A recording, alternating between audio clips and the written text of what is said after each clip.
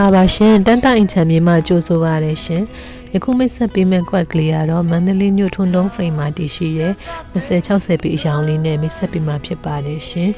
6000ကျော်တန်းရချင်တဲ့ဧည့်သည်တွေအတွက်ကို48လမ်းမရဲ့အနီးနဲ့113လမ်းမရဲ့အနီးမှာတည်ရှိတဲ့ပေကျဲမျက်နှာပွင့်လေးကတော့ပေ20နောက်ကျောင်းပေ60ရှိပါတယ်အုတ်တိုင်းပတ်လက်ခပ်ပြီးသားလေးရမှာဖြစ်ပါတယ်ရှင်အလှည့်လေးကတော့အားလုံးကြိုက်တဲ့တောင်တဲလေးနဲ့ပိုင်ဆိုင်မှုစာရွက်စာတမ်းလေးကတော့ခရမ်းလေးဖြစ်ပါတယ်ရှင်ရောင်းချမဲ့စင်းလုံးလေးကတော့3800ညှိနှိုင်းလေးနဲ့ရောင်းချပေးမှာဖြစ်ပါတယ်ရှင်